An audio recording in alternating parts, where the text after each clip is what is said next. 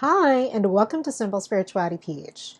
Now, for those of you who are new to my channel, my name is Regine. I am an intuitive, manifesting-based tarot reader. I'm a certified Reiki healer and an overall light worker. And before we dive into today's video, I would like to invite everyone who would like to receive notifications of my new videos to please hit the subscribe button over there, I think. If you like this video later on, please give it your thumbs up. If you have any comments, suggestions, you want to say hey, please do comment them down below. And if you would like your very own tarot reading or Reiki healing session with me, online for now, of course, here are the details. Alrighty, so let's get to the meat of the video. Now, this is going to be a two-part video, or not really a two-part video, but like, how do I say this?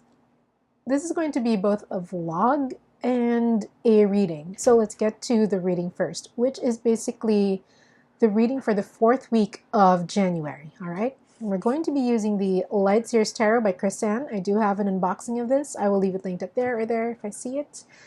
And the reading for us this week, for week 4 of 2025, is the Queen of Pentacles in reverse, right? The Queen of Pentacles in reverse. Now, face value, the message that I'm getting for all of us for the week 4 of 2025 is to just relax, you know? There's no reason to hold on so tightly to a lot of the things in our lives, basically. Now, this is not to say to not be serious, right? For the things that need your serious energy, maintain that. But for all the things that you think that you can just, you know, like let flow, do it. Do it. There is absolutely no reason for you to be like all tensed up and holding so tightly and trying to control so many things all at the same time, you know? And if you are, you know, if you believe in manifesting, although you don't really have to believe in manifesting because, number one, like we say this again and again on our channel, we have been manifesting from the day we were born up until the day that we pass on to another plane. We will continue to manifest, whether we like it or not. It's not something that we turn off just because we don't want to manifest. No, you still manifest in your sleep. Even if you say that you don't want to manifest, you still manifest, right? That's just the way energy works, you know, and it's true for everyone. So put a lot of your trust in your manifesting abilities this week. If you want to control a lot of things in your life, let's say that you are really the controlling type, right? And you do want things done in a certain way. You do want certain outcomes, right? And you just can't seem to relax about them. That's fine. We'll take a different approach to it. What you can do is to put your trust in manifesting, right? If you need to control, if you want to control a certain aspect or a certain outcome, or if you really feel the need to control that, put it in manifesting energy, right? Put your faith in that manifestation energy and don't think about how it can go wrong, but rather think about the times when it can go right. Think about succeeding in that manifestation that you want, whether it's a business opportunity, a raise, you know, trying to get that relationship that you want, that you've wanted for so long, maybe more money, maybe better health, right? Put all that controlling energy into manifesting, right? Don't question it because the universe will always deliver all the time, all the freaking time. You know, you just have to put your energy into it, trust it, and follow through accordingly, right? So yes, follow through is also very important because think of it this way. Imagine that you are trying to lose weight or gain weight, right? You're trying to make a change in your body, but let's use the example of losing weight because that's what I have experience in most recently, right? Let's say you're trying to lose weight and you're doing the exercise, but you're eating like crappy food, like everyday fast food, everyday lots of sugar, everyday lots of carbs overload, everyday lots of fat, like more than what your body needs. Do you think you'll be able to lose weight? I don't think so. And I've tried that. It doesn't work, you know? So it's the same thing with manifesting. Whenever we're manifesting something, we need to follow through. So what does that look like? It looks like a good mental diet. It looks like good support. It looks like good sleep, so you're not always in anxiety thinking about it, right? It looks like more trust. Like every day, put a little bit more of your trust in yourself, in your manifesting abilities, because you can manifest, and you have been doing it automatically, right? So that's what it looks like, okay? Now, let's move on to the, let me just stretch a little bit. Let's move on to the vlog part of the video. Now, it's a little bit late, but I'm going to be vlogging about the holidays that I had. So my sister and her husband came here to the Philippines. They don't live in the Philippines. They live in a different country, but they come home for the holidays. And I was so happy about that. And there's construction going on literally right outside my window. So you'll hear that. So they came home for the holidays, and it was so happy because one of my cousins also is stationed here as well. So for the longest time, one of my cousins has been stationed in Vietnam as, he used to work in Vietnam, but now he's permanently here for a couple of years before he's stationed somewhere else again. And my sister and my brother-in-law are here as well. Well, we're here. It's actually January. It's the third week of January as I'm filming this. So yeah, my cousin was here, or my cousin is here as of the moment, so we don't know where he's going to be stationed next. And my sister and my brother-in-law were here for the holidays as well. So we really maximized that. Like, we ate out twice with the entire family, like all of us, twice in that year, which hasn't happened since I think 2018, when all of us were all complete. We're still not complete now, but it's better that more of us are together in the same area, right?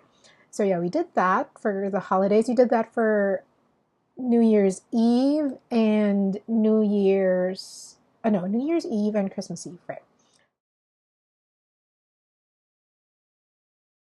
And then my sister, my brother-in-law, my father, and I all went to La Union. Now, last year, we also went to La Union, but my cousin, my brother-in-law wasn't with us that time. Yeah, I think he was still back home then. But yeah, so we all went to La Union afterwards, and we visited a lot of food places this time around. The first day, we ate at Macanat, and it really blew me away because, well, first of all, let me show you some photos.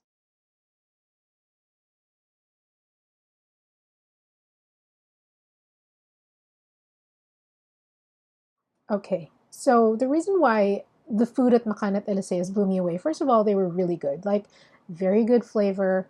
They were to my taste, so that's a plus. Like, because you can think that something is delicious, but it's still not partial to you, right? Like, it can be done, But so first of all, the taste was to my liking, and it was very good. Like, there were some dishes which I wasn't a fan of, but that doesn't mean that it didn't taste good, right? So all of the dishes that we had tasted so good, so well. So basically everything was very delicious. Some of them I would not order again the next time, but still delicious, right? And the second thing is, I'm a huge fan of having a small menu. What a small menu in a restaurant tells me is that, first of all, you're confident in providing only a small number of dishes. You're confident in the flavors of each of those dishes, so much so that you don't need to add more fluff, right? Like, you don't need to add any unnecessary offerings. The fact that you have only this amount of dishes tells me that all the dishes taste good. And it did translate. All the dishes that we had tasted so good, so well thought of, so beautiful in plating, so well constructed. They're well constructed dishes. And so that's one thing, the confidence. Second thing about having a small menu is that it doesn't highfalutin your customers. Me as a customer, because I'm also a chef, right? Me, when I go to a restaurant and I see so many offerings, it just confuses me more.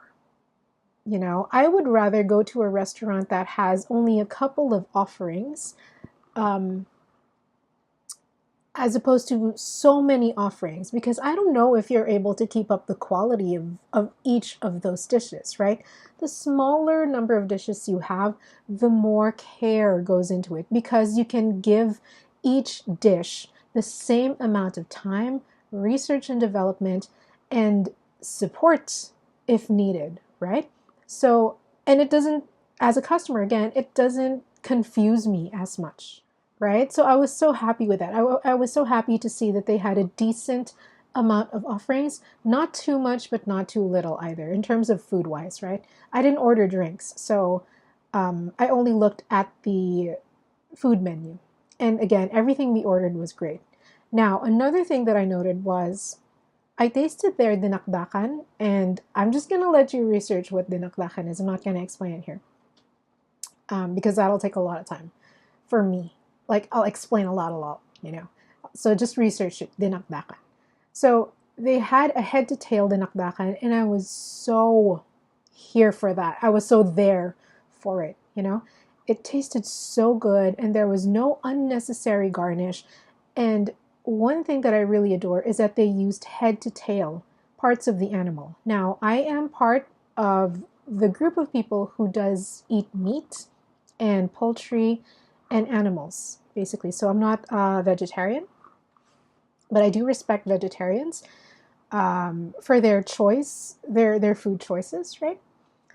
But yes, I am part of that denomination that does eat meat. So they used head to tail parts of the animal, which I do like, because a lot of us, if not all of us, are very, you know, we're only, how do I say this? Most of the time, we only go for parts of the animal or parts of the plant that we consider as popular. You know, like, for example, let's say the example of broccoli, right? We only use the leaves and not the stems, but you can actually eat a decent part of the stems. You know, I put it in a stir fry, the stems of the broccoli. And so the only part that doesn't get added to my stir fry is like the really, really tough part at the end that you can't really eat or like break down in a normal stir fry, right? But I will include all the parts of that in my stir fry, like majority of that in the stir fry. And it's the same thing with the animals, right?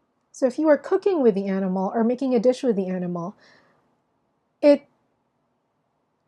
just right that you give the animal justice for the energy exchange that it gave, right? Do it justice by using all of the parts of the animal that can be used, that are edible and that are actually delicious. And it's also for us chefs, I feel, and all my other chefs, I mean, all the other chefs in the entire world, I feel that we have the responsibility to make something delicious out of it. Give it more justice for the energy exchange that was given to us, right? And that is what they did with their dinakdakan. I am so impressed. I will definitely go back the next time we go to La Union. Now, that was for the first day. Now, for the second day, we went here for breakfast.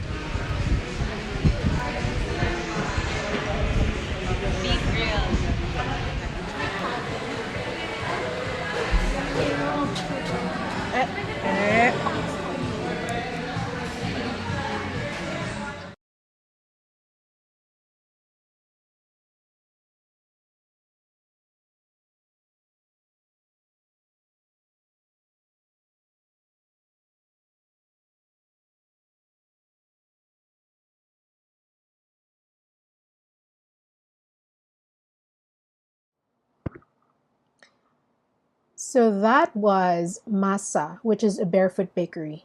As you can see, the entire area was like a warehouse, like an old warehouse with a really, really high ceiling.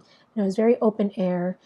Everything was so chill in vibe. Well, in general, La Union is actually a surfer's capital here in the Philippines. So everyone there goes to La Union, or majority of the people who go to La Union are there to experience the beach. And a good number of them also are there to surf.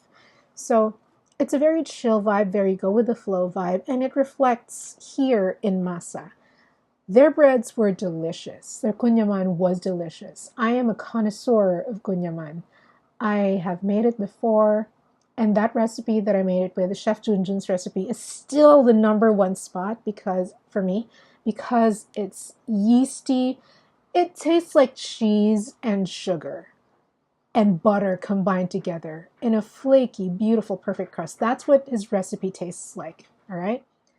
No other recipe has come close to Chef Junjun's recipe. Like no other, no other. And I'm so glad that that was my first ever kunyaman that I made under his watchful eyes. It really set the bar so high for me. So that's still my number one. But my number two used to be Dominic Ansel's kunyaman. I tried the one in New York and it was really good, like so freaking good that it did covet the second spot. But now, I'm sorry to say, Dominic Ansel, but Masa's kunyaman is now my second favorite. It's beautiful, it's flaky, it's very sugary, but not overly sugary that you feel like your tonsils are going to get ripped out or are going to get like scratched to death, you know? But it's light. It's an amazing work of art, I gotta say. I also bought their babka, which I enjoyed a lot. I shared it with the bar team when I got back. I got the babka. It was delicious, delicious, delicious. And I also got a baguette. The baguette was really nice as well. I love the texture. I like hard breads. So the baguette was a great choice for me as well. In terms of food, their food was okay. Like, it's very easy to please me with food. I get happy whenever there's food around, but it's very difficult to impress me with food. Happy, yes. Impress is another thing. It's like level 2, you know?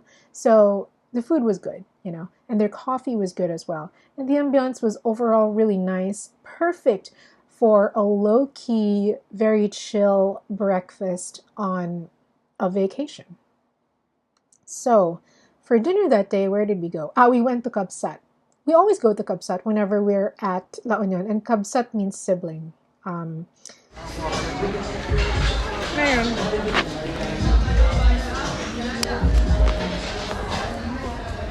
the way.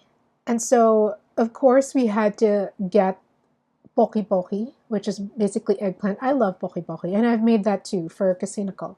I've sold that for Casino Cult as well. I think I might have sold that again because I like poki poki. So poki poki, and we had some fried rice, some Thai fried rice. We had sinigang. We had, what else did we have? We had shrimps as well, and some pork, I think, if I'm not mistaken. But Kabsat always wins. Like, I like their food. They're very much a staple for me when we go to La Union.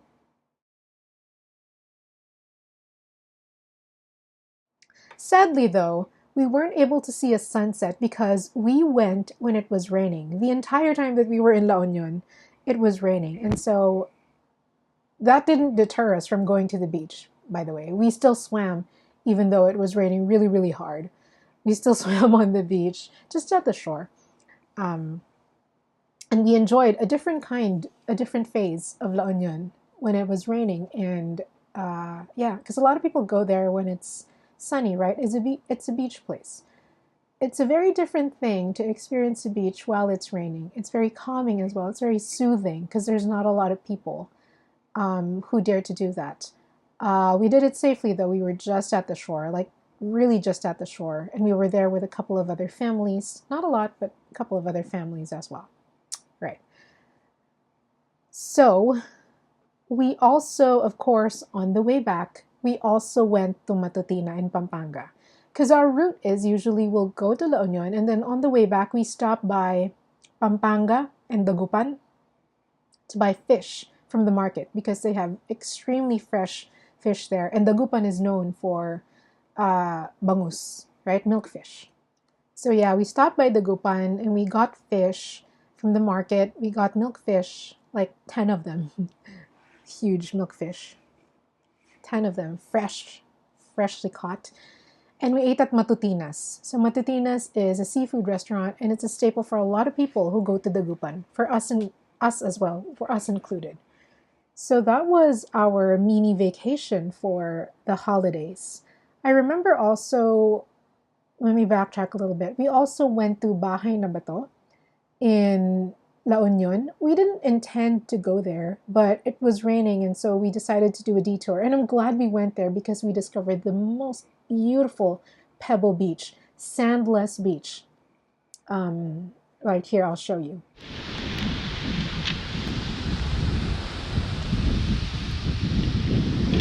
Pa-picture naman kami din. Grabe, basang-basa. Yeah, and so that entire time it was raining. The waves were so beautiful. I'm sure you saw the blue of the water. It's gorgeous. You were joking that it looks a little bit like Cork, like in Ireland, right? Um, although none of us have gone to Ireland just yet, or have visited Ireland. But from what we see, it's pretty similar. From what we see from movies and photos, it looks quite similar. So there, it was really beautiful. Like having that experience while it was raining, it was pretty magical. And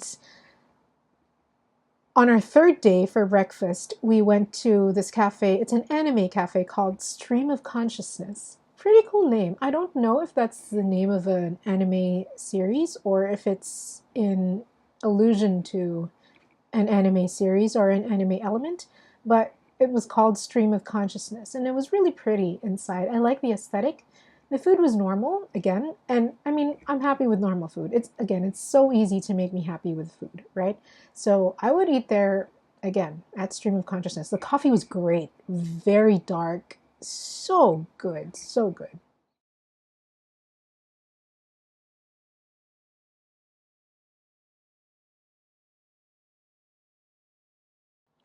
So yeah, that's it for this video. I will see you in another video. If you liked it, please give it a thumbs up. If you have any comments, suggestions, you want to say hey, please do comment them down below. If you would like to receive notifications of my new videos, please hit the subscribe button over there. And if you would like your very own tarot reading or Reiki healing session with me, online for now, of course, here are the details. Alrighty, so I do have a donation button down below. If you would like to tip me, if you would like to donate, you're not required to do so. But if you would like to do that, the